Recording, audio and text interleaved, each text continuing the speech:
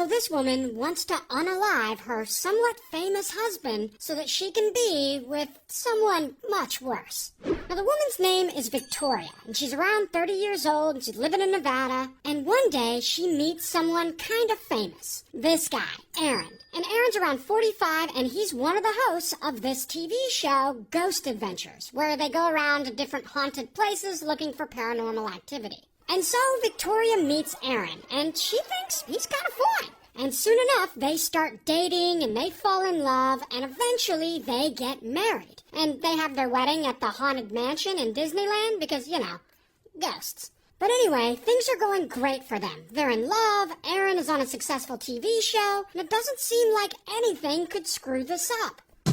Until a few years go by, and for some reason, though they haven't been married that long, Victoria starts feeling lonely. Maybe it's because Aaron's off filming his show all the time, or maybe it's because she's jealous of the attention he gets and she doesn't. I mean, I'm speculating here. We don't really know why she's lonely. But Victoria starts becoming unhappy. The thing is, it seems like Aaron doesn't really know that she's feeling this way. I mean, maybe she's just not communicating this with him. But one day in 2024, everything changes because she's watching this true crime docuseries. A docuseries about this guy, Grant. Grant is 35 and he's actually in prison right now. Why is Grant in prison?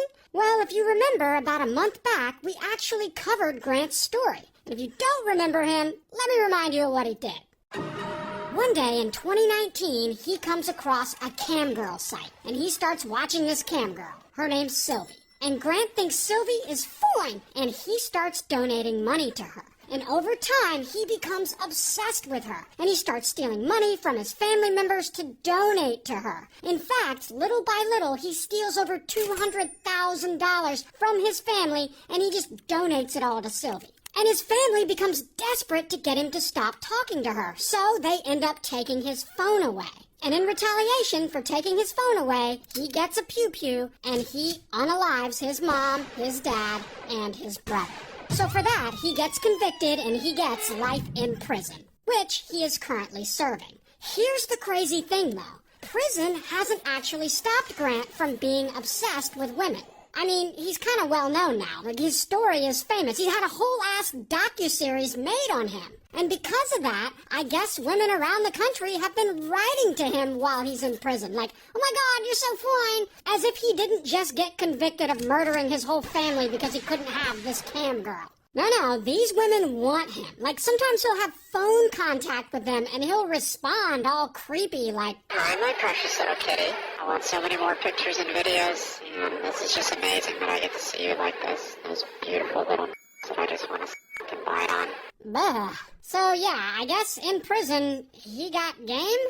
Anyway, so back to Victoria. So in 2024, she watches this whole documentary about how Grant went crazy over a cam girl and unalived his whole family. And for reasons I'll never understand, she's like, oh, he seems like a nice guy. I really want to get to know him. And that is when apparently Victoria writes to Grant. And I assume he writes back. And soon they hit it off, and they're communicating back and forth. And at some point, while in prison, Grant low-key gets a contraband phone, which is a cell phone that he would keep hidden because prisoners are not supposed to have cell phones. So he gets this phone, and he and Victoria start texting one another. And I guess over time, they really start liking each other, and they fall in love.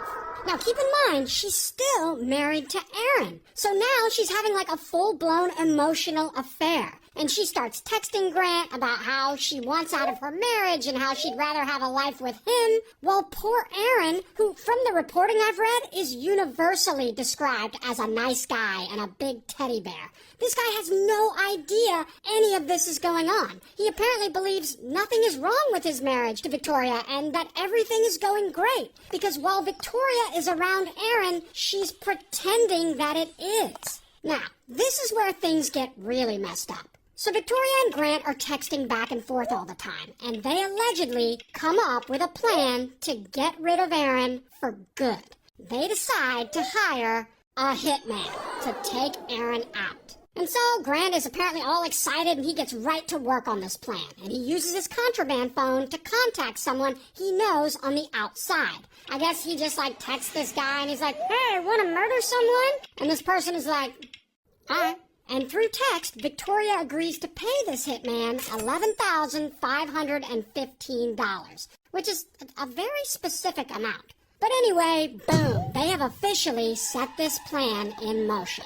Meanwhile, in front of Aaron, Victoria is still pretending everything is fine and that she's happy in this marriage. On Instagram, she posts pictures of them together on a plane, while he's still oblivious. On their wedding anniversary, he posts a picture of their wedding saying, 2 years ago today, I got to marry my best friend. I'm so lucky to have you in my life. Well, at the same time, she's texting Grant, talking about the hit that they're about to pull off and saying things like, I'm so anxious, Lolo. I just can't believe it's happening. And then she asks, am I a bad person? Well, Grant's like, of course not, baby. Why would you think that? And she's like, because I chose to end his existence, not divorce. And by the way, I didn't make these texts up. These are word for word what they texted each other. Anyway, so the date of the hit approaches, and Victoria and Grant and this hitman all make their preparations. And they allegedly tell the hitman they want Aaron to be unalived while he's out of state, while he's on location filming Ghost Adventures in California. Then Victoria texts Grant Aaron's schedule and his shooting locations, the make of his car, a picture of him. She's also able to give away his exact location with the Find My app. And so Grant sends all this information to the hitman. So now the hitman has everything he needs to get the job done. Then Grant allegedly texts that Aaron's asleep right now in the hotel room, signaling the hitman that he should move forward. Then Grant waits, and he waits, and he waits. And he's not sure if Hitman did the job or not. So he texts him, can I get an update? Was it done?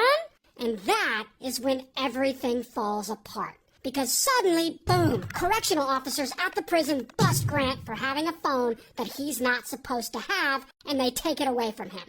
And as of now, we don't know what happened to Hitman. We just don't have that information yet. But Aaron is still alive, thank goodness. So the hit didn't work.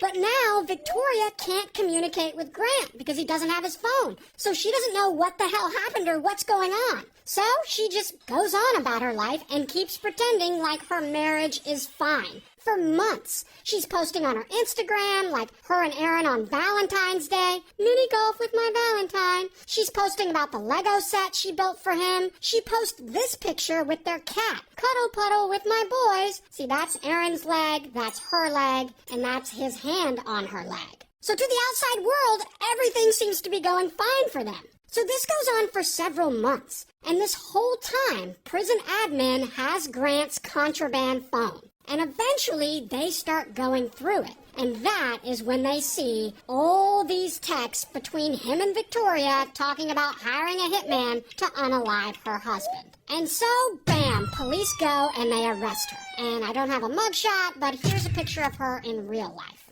Also, just reminding you that she hasn't been convicted of any of this, so all of this is technically alleged. Meanwhile, we're all glad that Aaron is okay, and I read that since then he has filed for divorce. So, good for him.